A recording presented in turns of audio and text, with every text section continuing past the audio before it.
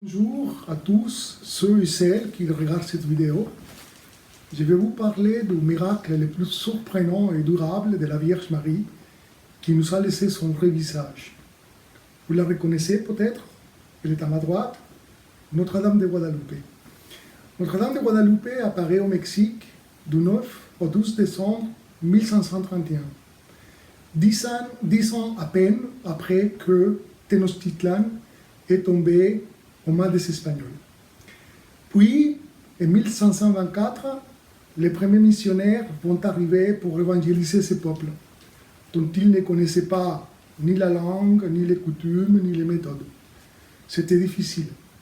Mais la providence qui fait bien les choses va permettre que Juan Diego, le futur voyant, soit baptisé en 1524 par un des missionnaires, avec son épouse et son oncle. Puis, Juan Diego deviendra veuf en 1529. Il viendra habiter avec son oncle à Tolpetlac, d'où il va à Tlatelolco pour écouter la catéchèse et la messe 2 fois par semaine, donc à 11 km de distance.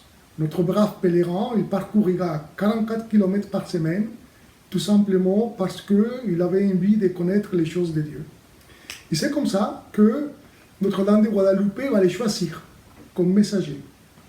Le 9 décembre, il s'apparaîtra à Juan Diego pour la première fois, afin de lui demander qu'il aille voir l'évêque pour qu'on lui construise une maison de Dieu. Juan Diego ira, il ne sera pas cru la première fois, reviendra vers Notre-Dame de Guadalupe afin de lui dire qu'il faudrait qu'il choisisse quelqu'un d'autre qui soit plus noble que lui. Mais la Dame du Ciel, comme il l'appelait gentiment, avait mis sa confiance en lui. Il va lui dire, Juan Diego, tu iras demain voir l'évêque une nouvelle fois. Juan Diego ira à nouveau, l'évêque lui demandera un signe. Juan Diego demandera à la Vierge de Guadalupe lors de la 3e apparition que Monseigneur des prêtres a besoin d'un signe. Lui donnera rendez-vous le lendemain. Juan Diego ne viendra pas ce lundi 11 décembre parce que son oncle était malade. Et puis, c'est que mardi matin, lorsque l'oncle demande à Juan Diego d'aller quérir un prêtre pour l'aider à mourir, qu'il va se rencontrer une 4e fois, et la dernière, avec Notre-Dame de Guadalupe, qui va lui donner un message très profond. Et je vais m'arrêter quelques instants ici pour vous lire quelques paroles que se sont échangées lors de cette 4e apparition, Juan Diego et la Dame du Ciel. Écoute mon fils, mon petit dernier, et sois sûr en ton cœur. Ce n'est rien ce qui t'angoisse, ce qui te frappe, que ne se trouble ni ton visage ni ton cœur. Et ne crains pas cette maladie-là, ni aucune autre maladie. Sois sans angoisse. Ne suis-je pas ici, moi, qui suis ta mère? N'es-tu pas sous mon ombre et sous ma protection? Ne suis-je pas la source de ta joie de vivre? Et n'es-tu pas au creux de mon manteau où je croise mes bras? As-tu besoin de quelque chose d'autre? Que rien ne te peine, ne te cause amertume. Que la maladie de ton oncle ne t'afflige, car il ne mourra pas de ce qu'il a. Sache-le bien et sois sûr en ton cœur qu'il est déjà guéri. Effectivement, Notre-Dame de Guadalupe réalisera son premier miracle en soignant l'oncle. Puis, demandera à Juan Diego d'aller cueillir des fleurs à 2400 mètres d'altitude en décembre. Juan Diego ne doute pas.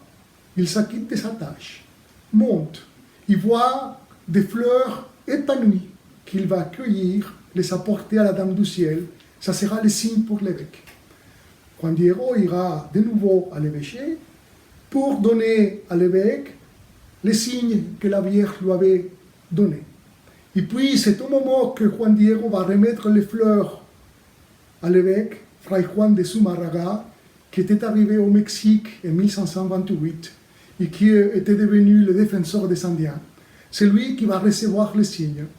C'est Notre-Dame de Guadalupe qui, au moment où Juan Diego déploie sa tilma, la tilma c'était le vêtement qui portaient les Indiens, qui nouait sur l'épaule pour se couvrir du froid, et c'est sur le creux de cette tilma que Juan Diego mettra les fleurs.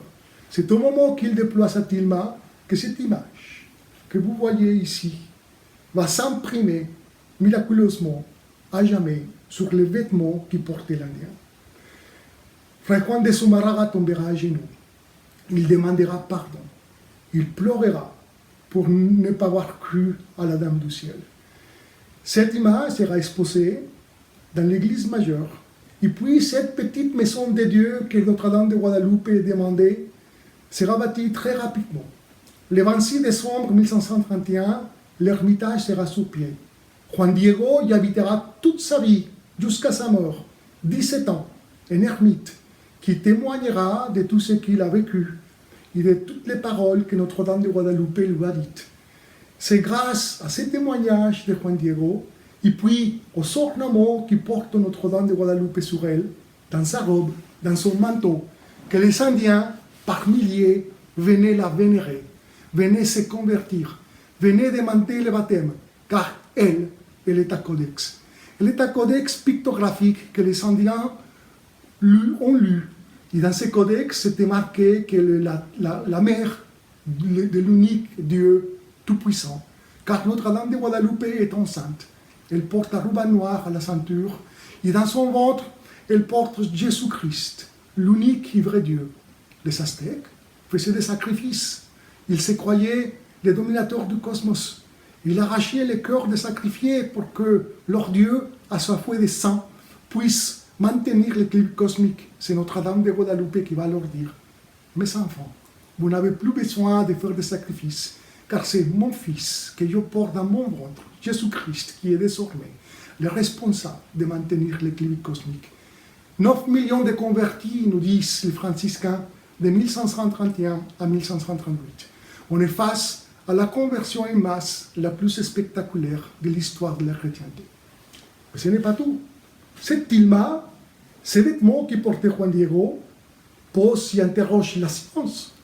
Car comment se fait-il qu'un tissu tissé avec des fibres d'agave, de cactus donc, qui a une vie moyenne de vie de 20 ans, soit encore intact presque 5 siècles plus tard?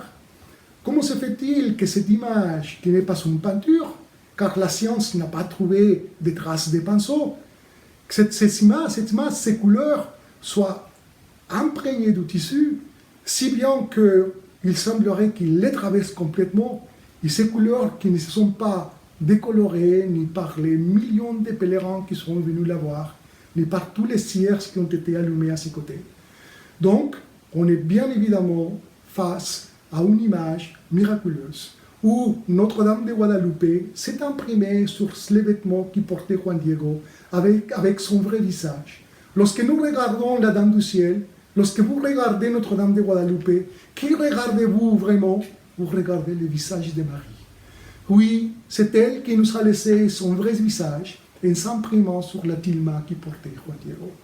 Puis, les manteaux portent des étoiles. Il y en a 46. Et puis, les hommes de science se sont posé la question: est-ce que ces étoiles correspondent à des constellations qui se trouvent dans le ciel du Mexique, ou bien sont des étoiles qui sont placées au hasard, tout simplement? Souvenons-nous que cette image n'a pas été peinte par la main de l'homme. Donc c'est elle qui s'est imprimée avec toute la vérité. Tout ce qui est en elle est une vérité.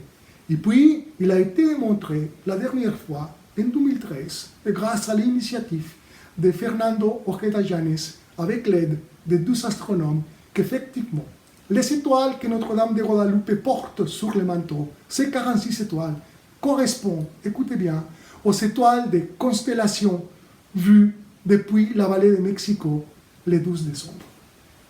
Il y a beaucoup d'études scientifiques qui se sont réalisées. Donc il y en a un autre qui est très intéressant sur les yeux de Notre-Dame de Guadalupe, où effectivement ils ont découvert les bustes d'un homme.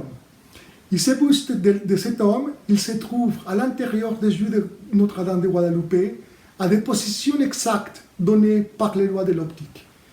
Lorsque vous me regardez, lorsque je vous regarde, 3 images de l'objet se forment dans l'œil, à des positions très précises. Cette image dans l'œil de Guadalupe s'acquitte parfaitement de cette loi de l'optique découverte au XIXe siècle. Elle est fêtée le 12 décembre au Mexique, dans la basilique de Guadalupe. Elle est la patronne de toutes les Amériques depuis 1999. Juan Diego fut canonisé par Jean-Paul II en 2002. La basilique de Guadalupe est le sanctuaire marial le plus visité au monde. Plus de 20 millions de pèlerins viennent rendre visite à Notre-Dame de Guadalupe chaque année.